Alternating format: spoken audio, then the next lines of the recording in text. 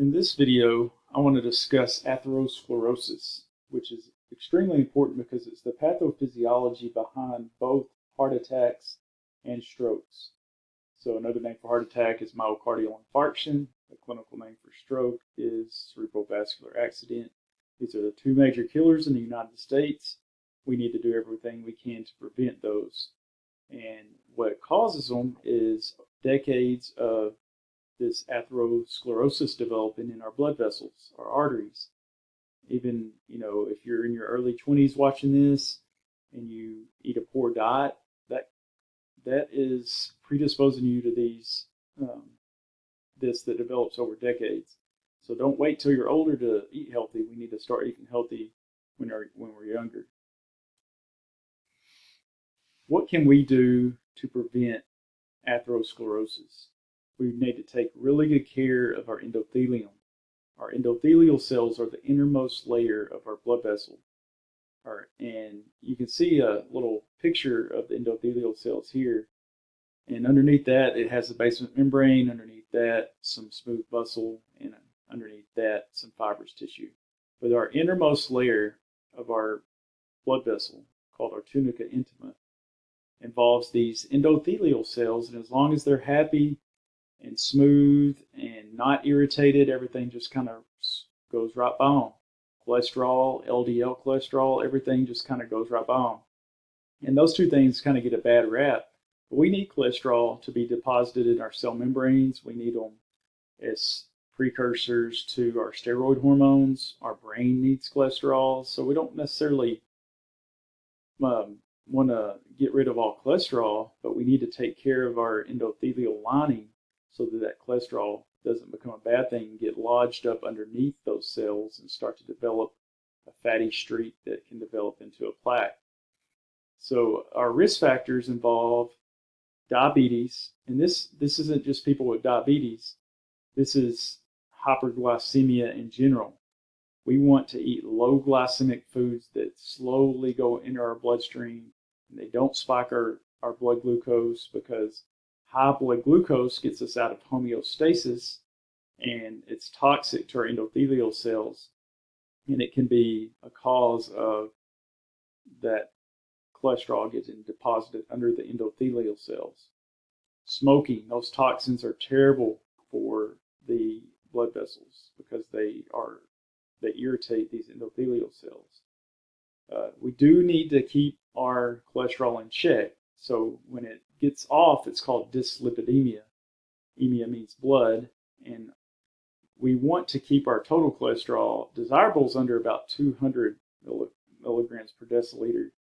We want our LDL to be under 130, and we want our HDL to be above 40, but desirable would be even 60 or higher, because HDL, high-density lipoproteins or lipoproteins, they'll scavenge any cholesterol that may be deposited in the lining of our blood vessels and take it back to our liver. And even studies of centenarians show that they have really high HDL levels, and so that's going to help stave off heart attack and stroke, two major killers in the United States. Hypertension, you can imagine just the pressure, the hydrostatic pressure against the walls of the blood vessels and arteries could cause them to get roughed up and damaged, and cholesterol to get deposited under them. And then aging, that's something we really can't prevent that. But we can watch our inflammation levels. There's pro-inflammatory foods. So foods high in omega-6s can increase overall inflammation. There's people in the camp of leaky gut, where you get inflammation from bacteria and different things leaking out of your gut and causing inflammation throughout your body. So low levels of inflammation will help keep those endothelial cells happy. We can measure inflammation, especially as it relates to cardiovascular health, with C-reactive protein. That's a blood measurement. And the lower we can get that, the better, because that means we have less inflammation that's getting exposed to our arteries. And homocysteine is another one to look for. If you have high homocysteine, that can cause issues. You'd probably want to supplement with methylfolate and get those homocysteine levels down. So I want to empower you with this slide. There's so many things we can do to prevent atherosclerosis from occurring. And that's kind of what I wanted to focus on in this lecture because it's so important. Another one is reactive oxygen species. We talked about mitochondria in a previous video. And mitochondria, normal aerobic respiration where we take glucose and make ATP, we're going to make some reactive oxygen species. That's just a byproduct that happens. Hopefully we make enough kind of endogenous enzymes that will buffer those. But we can, if we exercise regularly and we reduce our stress levels and we eat a healthy, clean diet with low carbohydrates, we can keep these reoxygen, also known as free radicals, from getting out of control. And these free radicals, they're highly reactive and they steal electrons. They can steal electrons from the cell membrane of the endothelial cells. They can steal electrons from proteins within the cells, even get down into the DNA and steal electrons from the DNA. So they can cause a lot of havoc. And I wanted to make mention of keeping our mitochondria, those little organelles, healthy. So endothelial dysfunction, we talked about several things that can cause issues there, and it can lead to all these different things, from erectile dysfunction to heart attack, angina, where you get, it's kind of almost a precursor to having a heart attack, where you get chest pain upon exertion. That would be stable angina, and then you can have chest pain when you're not even exerting yourself. That's when it gets really a problem and kind of bridges the gap to a heart attack. But there you can see here, even renal failure, diabetes, endothelial dysfunction underlies so many different diseases. So talking about how it occurs, those are your endothelial cells that you can kind of see slowly rising.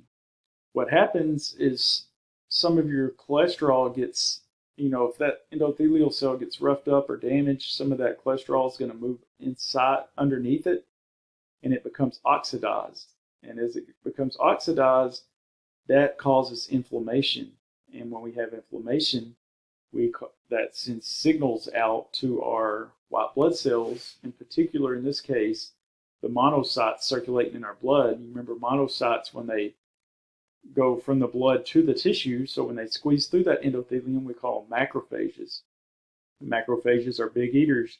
They come in and they look at that oxidized LDL cholesterol as something foreign and needs to be dealt with, so they phagocytize it. They gobble it up, and they just engorge themselves to the point that they just basically kill themselves and turn into these foam cells. Foam cells, because I believe the first person to see this under a microscope, they thought it looked kind of like the sea foam that you see.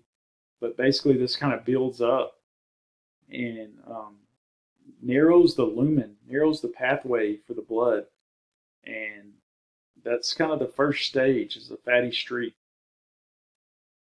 As it progresses, underneath our tunica intima, where our endothelial cells are, we have a tunica media, the middle part, and we have smooth muscles there. That's the other ones that dilate or constrict our blood vessels.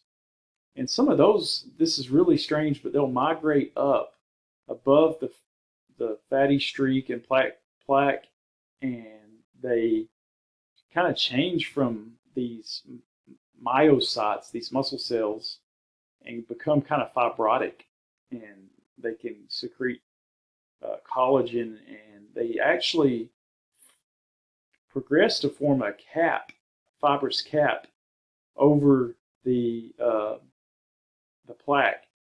And if you get a good strong fibrous plaque, that is a good thing because it keeps it from rupturing. But some high blood pressure or something like that could actually cause that fibrous cap to rupture, and then the contents from the plaque can move out, and actually occlude or block a blood vessel. And that's at that point, depending on where the blood vessel is, we could have a heart attack or stroke. And if it's in our coronary arteries, the arteries that actually take oxygen and nutrients to our heart, that causes a heart attack. If it's in our cerebral arteries that are perfusing our brain tissue, then we have a cerebral vascular accident. So it's important to take care of that endothelium, keep, just lifestyle, just exercise, moderate exercise, and diet and stress reduction. All these things will help you to prevent this from occurring in your